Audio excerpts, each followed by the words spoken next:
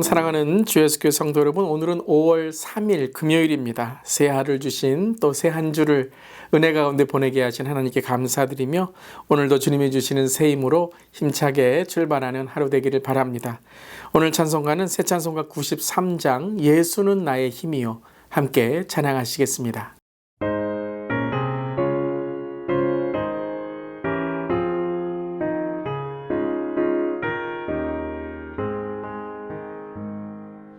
예수는 나의 힘이요 내 생명 되시니 구주 예수 떠나 살면 죄 중에 빠지니 눈물이 앞을 가리고 내 맘에 근심 쌓일 때 위로하고 힘 주시니 주 예수. 예수는 나의 힘이요 내 친구 되시니 그 은혜를 간구하면 풍성히 받으리. 햇빛과 비를 주시니 추수할 곡식 많도다.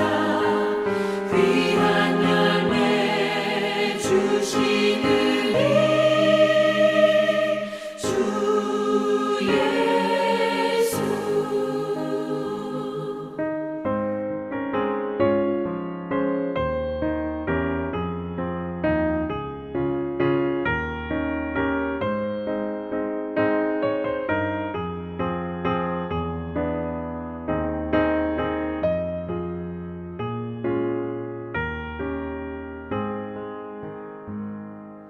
예수는 나의 힘이요 내 기쁨 되시니 그 명령을 준행하여 늘 충성하겠네. 주야로 보호하시며 바른 길 가게 하시니 의지하고 따라가리. 주 예수. 예수는 나의 힘이요 내 소망 되시니 이 세상을 떠나갈 때 곧 영생 얻으리. 한없는 복을 주시고 영원한 기쁨 주시니 나의 생명 나의 기쁨 주 예수.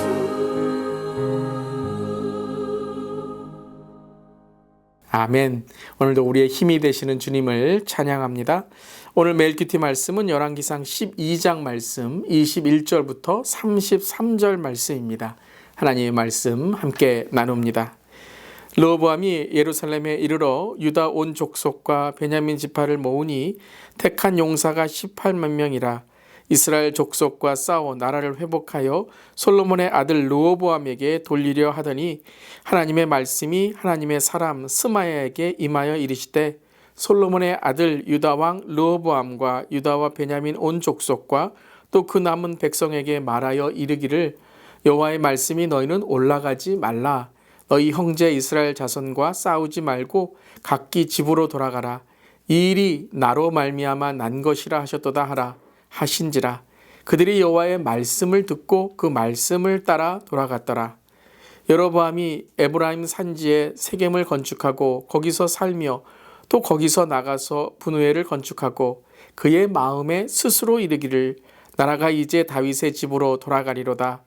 만일 이 백성이 예루살렘에 있는 여호와의 성전에 제사를 드리고자 하여 올라가면 이 백성의 마음이 유다 왕 된 그들의 주 르호보암에게로 돌아가서 나를 죽이고 유다의 왕 르호보암에게로 돌아가리로다 하고 이에 계획하고 두 금송아지를 만들고 무리에게 말하기를 너희가 다시는 예루살렘에 올라갈 것이 없도다.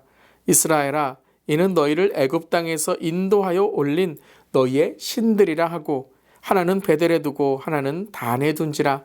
이 일이 죄가 되었으니 이는 백성들이 단까지 가서 그 하나에게 경배함이더라.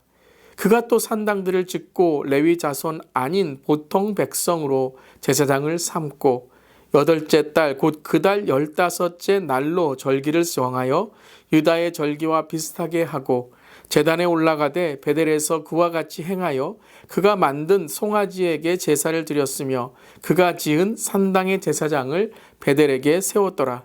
그가 자기 마음대로 정한 달 곧 18째 달 15째 날로 이스라엘 자손을 위하여 절기로 정하고 베델에 쌓은 제단에 올라가서 분향하였더라. 아멘. 하나님의 말씀입니다. 하나님 말씀에 감사합니다. 이제 이스라엘은 북이스라엘과 남유다로 나뉘어지게 되었습니다. 갈등과 분열은 하나님의 뜻이 아니죠. 하지만 인간의 탐욕과 적성으로 죄성으로 인해서 갈등으로 분열되고 이제 남북이 서로 미워하고 전쟁 가운데 있게 됩니다.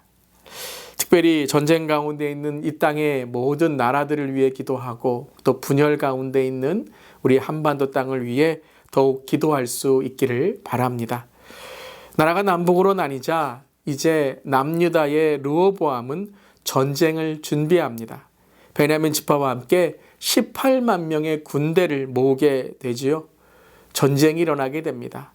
북이스라엘의 땅을 찾는다는 이유로 르호보암은 자신의 권력과 무기를 사용하여 형제가 형제를 죽이고 동족 간의 피를 흘리는 전쟁을 일으키고자 하는 것이죠.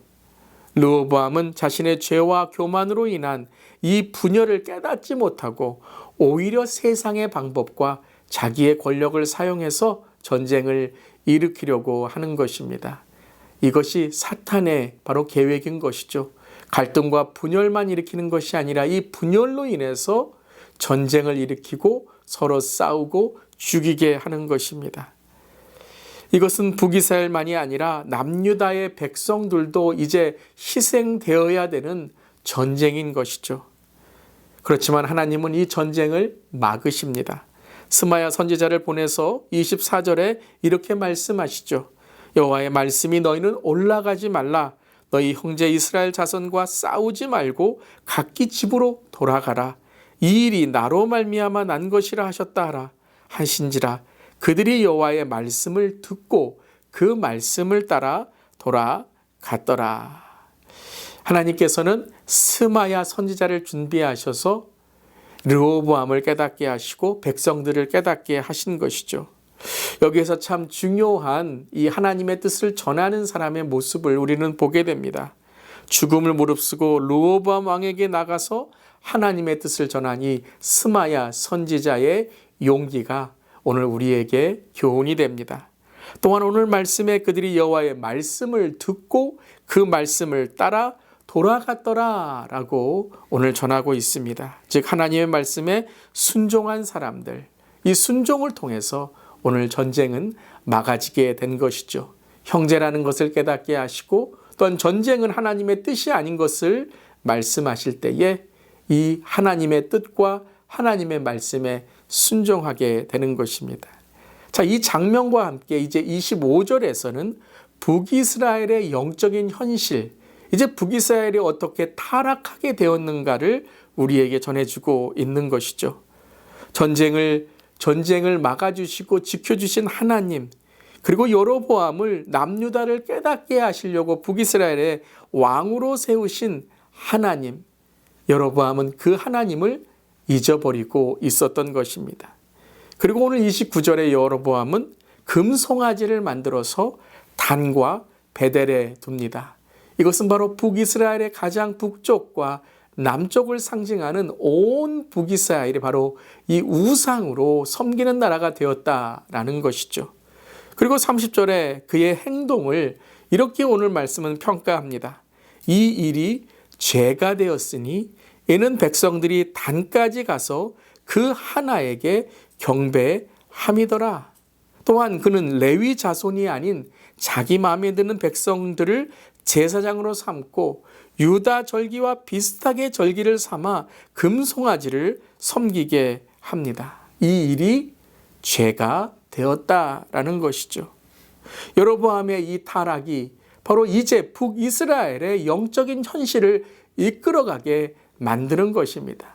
왜 북이스라엘이 그렇게 타락하게 되었나요? 바로 오늘 이 장면 때문인 것입니다. 바로 베델에서부터 단까지, 단에서 베델에 이르기까지 이 산당을 지어서 우상을 섬기게 했던 이 일이 이제 북이스라엘의 영적인 타락을 이끌고 가는 그 계기가 되고 시작이 되었다라는 것이죠. 그렇다면 오늘 여로보암이 왜 이 산당을 짓고 우상을 만들고 절기를 바꾸고 왜 제사장들을 자기가 마음에 드는 사람으로 골라서 세우게 되었을까요? 오늘 26절과 27절입니다. 함께 읽어보겠습니다. 그의 마음에 스스로 이르기를 나라가 이제 다윗의 집으로 돌아가리로다. 만일 이 백성이 예루살렘에 있는 여호와의 성전에 제사를 드리고자 하여 올라가면 이 백성의 마음이 유다 왕 된 그들의 주 르호보암에게로 돌아가서 나를 죽이고 유다의 왕 르호보암에게로 돌아가리라 하고, 바로 무엇입니까? 첫 번째는 불안함이었습니다. 두려움이었습니다. 혹이라도 그들이 예루살렘으로 제사를 드리러 갔을 때에 돌아오지 않고 그 르호보암에게 돌아가 자기를 죽이는 사람으로 바뀌어진다면 자기는 이제 죽게 될 것이다라는 이 불안함이었죠. 그래서 그는 예루살렘에 올라갈 필요가 없다. 그 예루살렘에 가는 길을 막아버리고 이제 산당을 짓고 우상을 세워서 그 우상을 섬기는 일을 하게 만듭니다. 그런데 오늘 이런 구절이 있습니다. 이 우상을 세우고서 이렇게 말하게 되죠.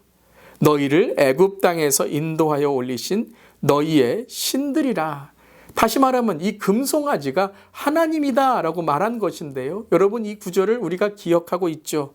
바로 모세가 십계명을 받으러 시내산에 올라갔을 때 백성들의 불안한 마음을 바로 아론이 고백하며 이 금송아지가 하나님이다 말했던 그 백성들의 마음을 위로하고자 했던 거짓 신앙이 바로 오늘 이 금송아지의 시작이었던 거죠.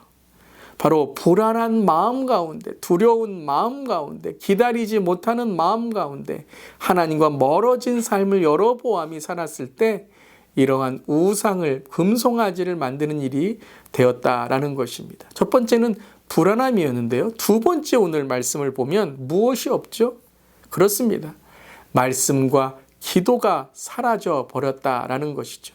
우리가 앞에 보았던 이 르호보암의 전쟁을 일으키지 않았던 그 전쟁을 막은 그 사건은 하나님의 말씀이 임하였던 것입니다. 그런데 오늘은 이 여로보암의 사건 속에는 하나님의 말씀과 기도가 없는 것이죠. 여러분, 왜 불안합니까? 왜 두려웁니까?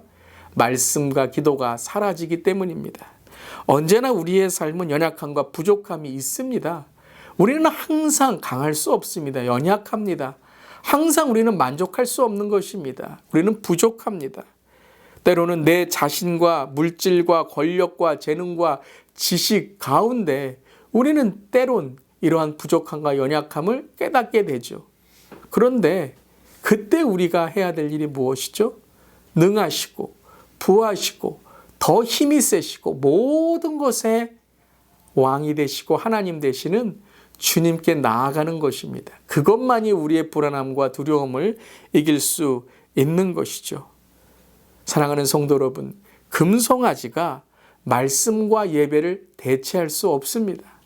돈이, 권력이, 지식이, 재능이, 우리의 자존심이, 때로는 우리의 삶의 행복이 말씀과 기도, 예배를 대체할 수 없습니다. 아멘. 오늘 본문 24절에서는 그들이 말씀을 듣고 그 말씀을 따라갔을 때 전쟁이 멈췄지만 28절에 그의 마음에 스스로 이르기를 라고 하며 우상을 만들었을 때 여로보암은 하나님께 멀어진 타락하는 삶을 살게 되었던 것입니다. 한번 우리 고백할까요? 말씀과 기도는 대체할 수 없습니다. 어떤 것도 말씀과 기도를 대신할 수 없다는 것입니다. 사랑하는 성도 여러분, 말씀과 기도는 대체하는 것이 아니라 우리의 삶의 전체인 것입니다. 말씀과 기도, 예배에 승리하는 우리의 모든 삶이 되기를 바라며 오늘도 우리의 모든 두려움과 불안함을 주님께 드리고 말씀과 기도로 나아가는 우리 모두 될 수 있기를 바랍니다. 아멘. 기도하시겠습니다. 하나님, 모든 것이 하나님께로부터 왔음을 알면서도 우리는 날마다 불안해하고 노심초사하며 스스로 움켜잡으려 살려고 했던 우리의 어리석음이 있음을 회개합니다. 하나님을 향해 우리의 삶의 말씀과 기도 예배를 대체하려고 했던 우리의 죄를 용서하여 주시옵소서.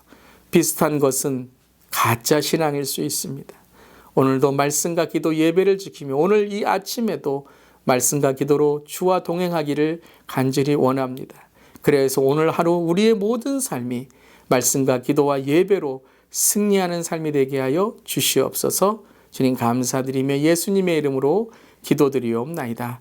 아멘. 오늘도 비슷함의 가짜 신앙이 아니라 전체의 하나님의 말씀으로 승리하는 우리 모두 되기를 바랍니다. 아멘.